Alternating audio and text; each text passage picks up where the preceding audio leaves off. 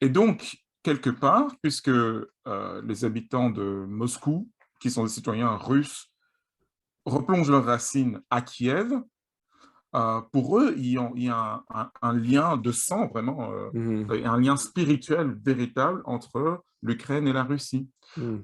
D'ailleurs, patriarche, c'est-à-dire comme le pape, on va dire, de l'Église orthodoxe russe, qui s'appelle Cyril, son titre officiel, c'est patriarche de toutes les Russies, au Mhm. pluriel, avec un Mhm. S.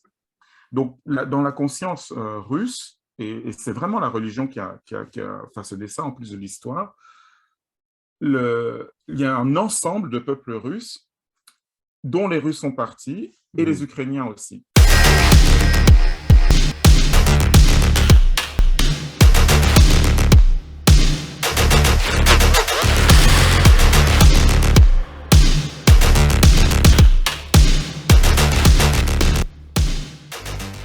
Ouais, c'est ça. Il y a quelque chose que tu m'avais dit la dernière fois, ça m'a resté en tête, mais tu parlais du rapport de la religion orthodoxe russe à la terre.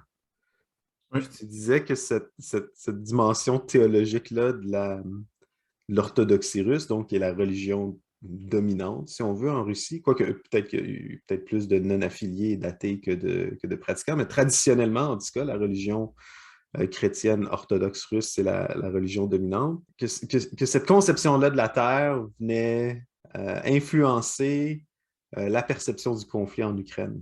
Ça m'est resté en tête, puis je voudrais que tu élabores là-dessus. oui, ben, on peut en parler de façon assez brève et schématique. Mhm. Disons que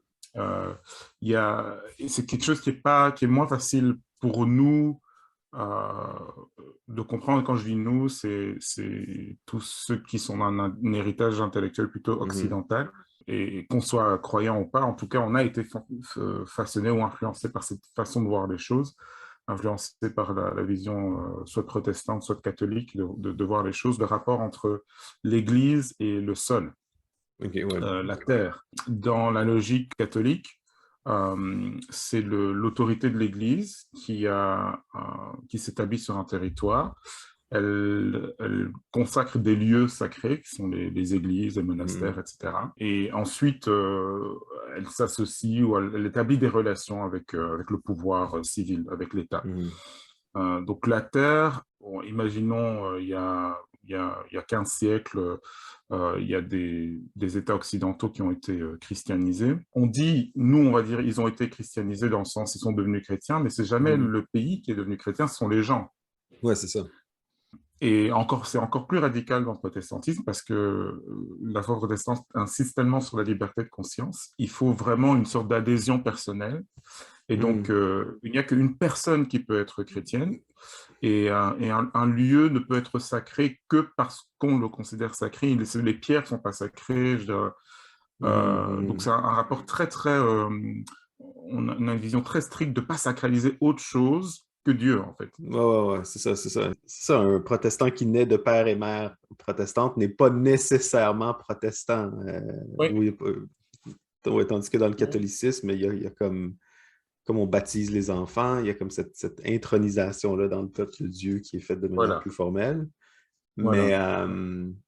ouais, c'est ça. Puis le rapport au sacré, le rapport à la terre, je me souviens avoir lu ça aussi dans Charles Taylor qui écrivait sur l'âge séculier. Puis il disait que comment le protestantisme avait à quelque part évacué cette idée-là de reliques, de lieux saints, d'objets Mhm. saints, C'est ça, ouais. d'espaces spirituellement différents ou spirituellement Mhm. chargés.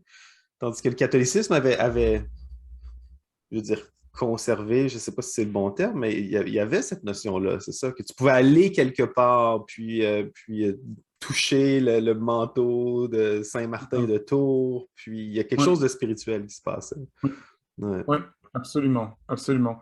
Euh, mais cela dit, même dans le catholicisme, ce sont les lieux qui sont consacrés, Ouais. c'est des bâtiments qui sont consacrés, et la terre reste une terre, c'est-à-dire elle appartient au peuple quelque part Mhm. qui vit là, mais elle appartient pas vraiment à l'Église en soi. Le pays n'est pas chrétien en soi. Mhm. Mhm. Alors, Je pense que, mon opinion, c'est que même dans le catholicisme, il y a une sorte de flou qui existe par rapport à ça, Ouais, ouais. entre ce que dit vraiment la doctrine de l'Église et la façon dont c'est considéré dans la pratique. Mhm, mhm. Mais la distinction avec les orthodoxes, c'est qu'il y a ce concept qui est très important dans le christianisme orthodoxe, c'est la notion de territoire canonique. OK. Alors, c'est un mot un peu barbare, mais quand on dit canonique, c'est que, par exemple, on va parler des livres canoniques de la Ouais, Bible, c'est-à-dire ouais, des livres qui sont considérés comme vraiment étant saints, comme ouais, vraiment étant authentiques, comme vraiment étant liés à la révélation donnée par Dieu. Et, ouais, par ouais, exemple, les évangiles canoniques, il n'y en a que quatre. Si vous ouvrez une Bible aujourd'hui, vous verrez que quatre évangiles. ouais, ouais. Alors qu'on sait qu'il y a d'autres personnes qui ont écrit des livres en mettant le titre Évangile. Ben ensuite, ça a été révisé par des experts, comme on dirait aujourd'hui, et ils ont considéré qu'il n'y en avait que quatre qui pourraient vraiment être authentiques. Ouais, canon, ça vient du grec ben, canon qui signifie comme une mesure ou un mètre. C'est comme l'unité de mesure de Exactement. référence. C'est comme le pied de Charlemagne, dans le fond, c'est ça. Ouais. Oui, oui, OK. oui, c'est ça.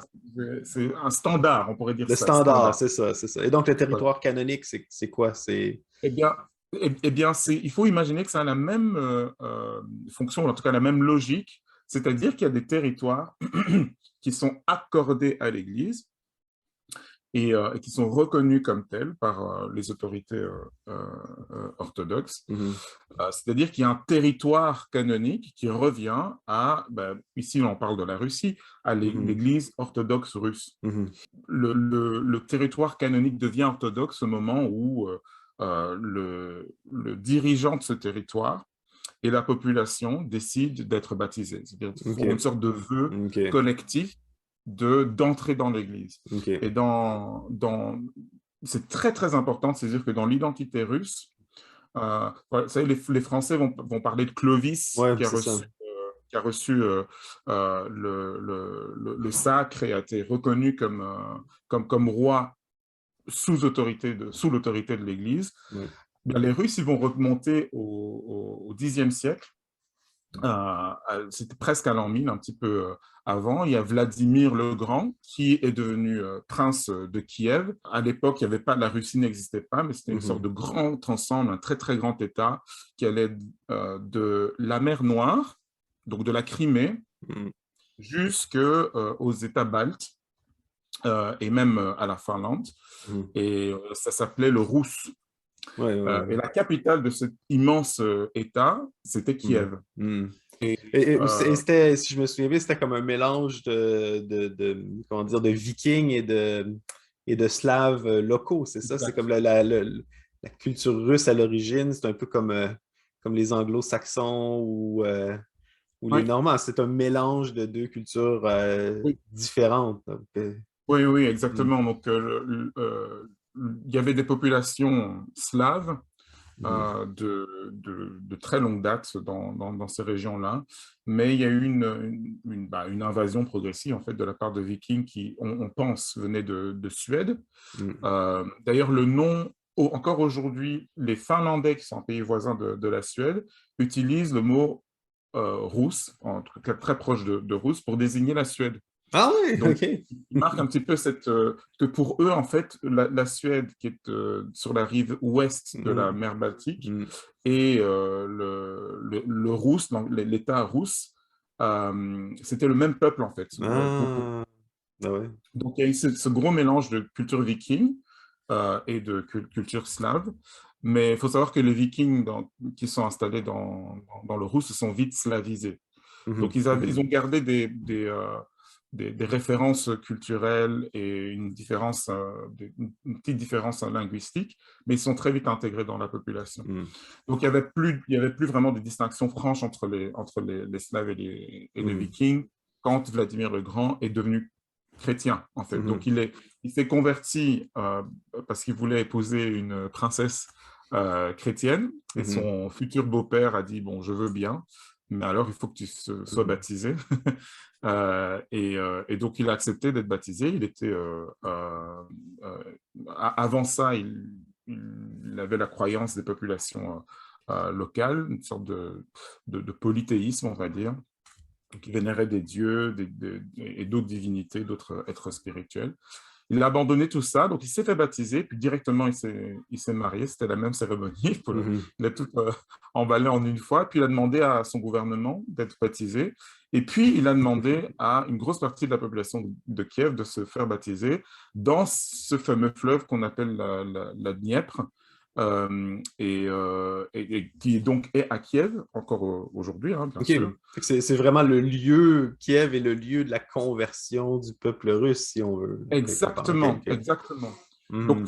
pour les Russes aujourd'hui, ils plongent pour eux leurs racines à Kiev parce que c'est là que, en fait, le territoire Mhm. russe est devenu un territoire chrétien. Et Mhm. donc, il y a une église orthodoxe russe qui est liée à ce territoire canonique. Mhm. Donc, si vous voulez, pendant la guerre froide ou quand l'Empire soviétique s'est installé là, qui était officiellement athée et qui a persécuté l'Église de Russie, y compris en Ukraine, jamais, malgré le fait que des églises étaient physiquement détruites, des monastères détruits et abandonnés, jamais l'Église de Russie n'a considéré que son territoire était déchristianisé Mhm. ou n'était plus chrétien, parce qu'il reste dans le territoire Mhm. canonique. Mhm. Et donc, en fait, dans la conscience orthodoxe en général, parce qu'il n'y a pas que les orthodoxes russes, hein, Mhm. dans la conscience orthodoxe, un territoire canonique ne peut jamais être sécularisé, être profane, Mhm. rendu profane, en Mhm. fait. Mhm. Donc, quelque Tu part, l'as donné, l'Église de tu ne peux pas Russie le porte reprendre. son Donc, une fois que le peuple s'est converti, il n'y a pas moyen de le reprendre ou de l'enlever voilà. Il n'y a pas à moyen l'Église de ou faire au machine Christ. arrière. Ouais. Mhm. Mhm. C'est ça.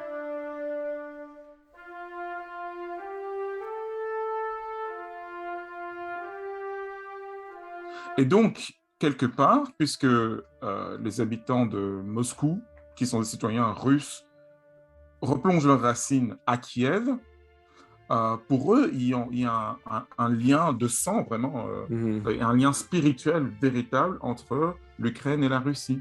Mhm. Mhm. D'ailleurs, le patriarche, c'est-à-dire comme le pape, on va dire, de l'Église orthodoxe russe, qui s'appelle Cyril, son titre officiel, c'est le patriarche de toutes les Russies, au Mhm. pluriel, avec un Mhm. S. Donc, dans la conscience russe, et c'est vraiment la religion qui a façonné ça, en plus de l'histoire, il y a un ensemble de peuples russes dont les Russes sont partis, et les Mhm. Ukrainiens aussi, avec d'autres peuples. Les Mhm. Biélorusses, Mhm. notamment, font partie de cette population. Donc, la guerre, si nous, ou alors la télévision peut souvent nous dire, voilà, Mhm. c'est une guerre entre deux pays, pour ces populations-là, et en particulier pour les Russes, c'est une guerre entre deux peuples frères. Mhm. Et c'est Mhm. vraiment la religion qui a façonné cette conscience-là. Mhm. Ouais, c'est comme ça ramène un peu à la thèse de Samuel Huntington, là, si on veut faire le lien avec la théorie politique, Mhm.